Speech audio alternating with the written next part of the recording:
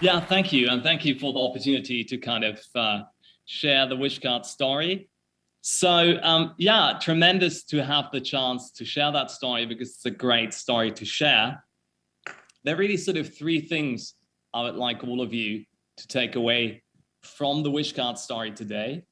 One, we've been able to build a great product that has achieved tremendous product market fit, and that fit has powered enormous growth in the past and continues to power dynamic growth right into the future. The second thing I would love for you to take away is the fact that we are active in a very, very attractive market, attractive on three levels.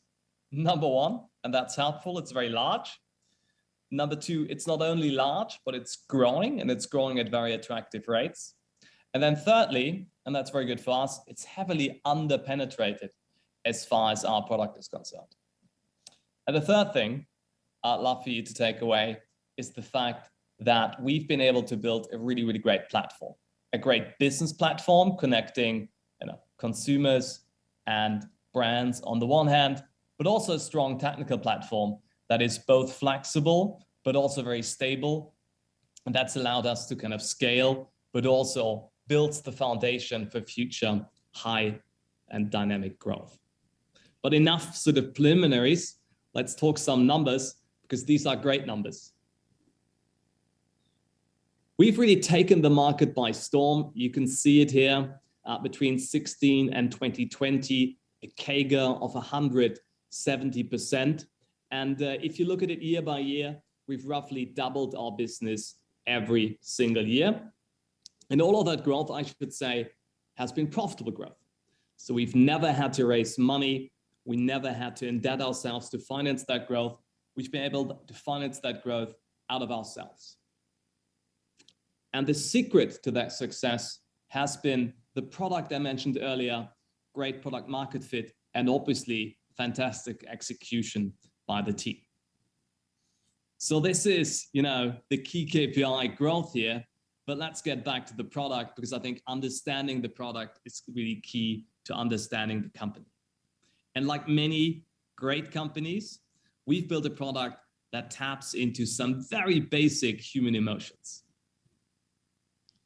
In our case, it's the fear of getting the wrong present. Because we all know the feeling, right? To buy a present for someone, you know them well, you don't know them that well, but you certainly don't know what to buy for them.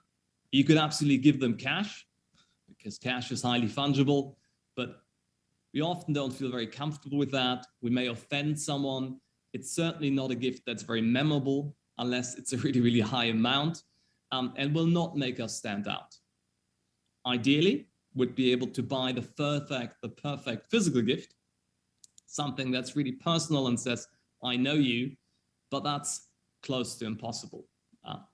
We have the high risk of disappointing someone, offending someone, and even in a positive case scenario, our gift is likely to gather dust in some corner, get regifted, or worse, just thrown away.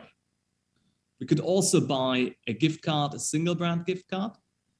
That certainly solves some of the problems of a physical gift, in that there's a certain element of choice of the person we're giving it to, but there's still the high risk of choosing a brand, of choosing a company gift card that's not a good fit with what the person expects. And having a fashion gift card from a brand you just don't like, or a furniture brand that you would never put into your house, is just as bad as having a bad physical gift. So what's the solution? How do you solve that?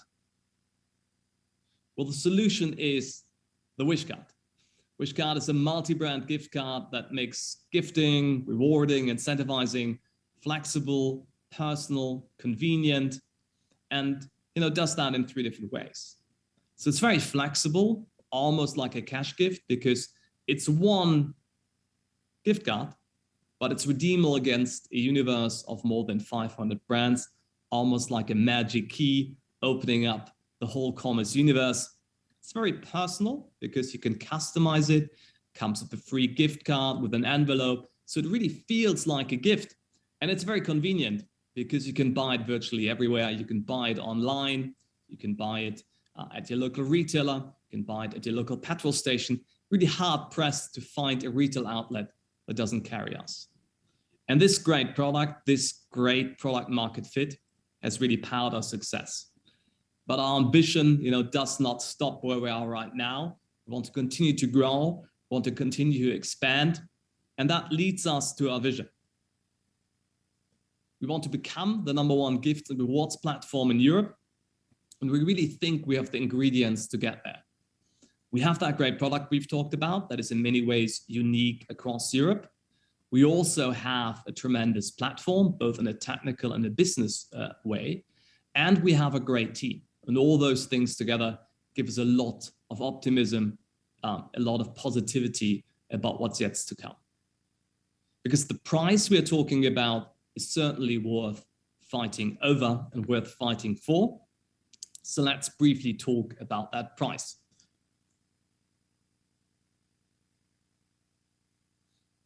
Even if we just look at the gift card market, and even if we just look at the countries we're currently active in, so Germany, Austria, Switzerland, and Italy, we're already talking about a 13 billion euro market. And if we just look a little wider, if we look at the rest of Western Europe, France, UK, Benelux, and Spain, that market opportunity already widens to roughly 30 billion euros. And if we look a little bit wider still, if we look at the wider gifts and rewards market, which is a very fair market to look at because, as I described earlier, people often choose between our products and physical gifts, the opportunity amounts to north of 200 billion. So certainly a large price. Now, these are large markets, but even more importantly, I might say these are growing markets. So both of the last couple of years, but even in the next sort of 5 to 6 years, look into the future, those markets have grown and will continue to grow at double-digit percentage rates, which means that the price just keeps getting bigger year after year.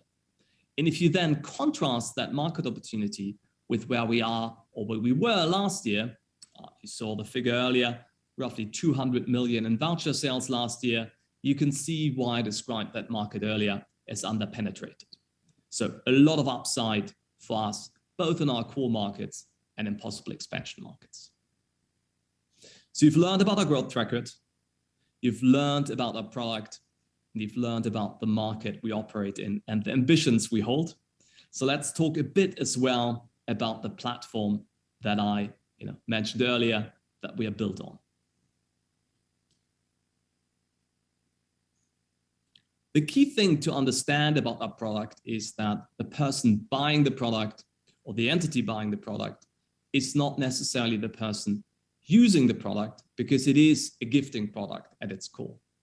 So if I take you through the value chain, the first thing we have to do is obviously acquire our customers. And we do that in a very unideological, agnostic way. We go where people already are. We are heavily active in the retail space at over 90,000 points of sale. Again, ubiquity, right? You're hard pressed not to find us somewhere. And that has allowed us to tackle customer groups that otherwise are hard to reach. But we are at our core an online digital first business. So we obviously also have a fast growing and very successful online store. And then we've been able to, over the last couple of years, also build a thriving B2B business where we have lots of corporates use our product to reward both employees and customers, and that makes a strong contribution to our sales mix. After somebody has bought our product, they then turn around and give it to someone, share it with someone, and that person then turns around and redeems it against one of our brand partners. I think the key to our success has really been the ability to produce winners along the value chain. Retailers love us because we have high space productivity, we grow fast, and consumers like us. Corporates like us because our product is uniquely sought after. Consumers like us because we're easy to use and we offer great brands, and our Trustpilot scores, and our NPS scores show that happiness. And brands love us because we bring them new customers at very attractive customer acquisition costs, We make a strong contribution, a growing contribution each year to their sales, and we allow them to access customers that otherwise are really hard to reach. We want to double down on our B2C market leadership, expand our B2B business, and then, internationalize. If you think about our future growth as a cake, there's a big part of which is B2C, smaller part that is B2B, and then the icing on the cake is internationalization. Overall, however, I can promise you a very, very tasty package. So thank you for your attention, and thank you for allowing me to share my story.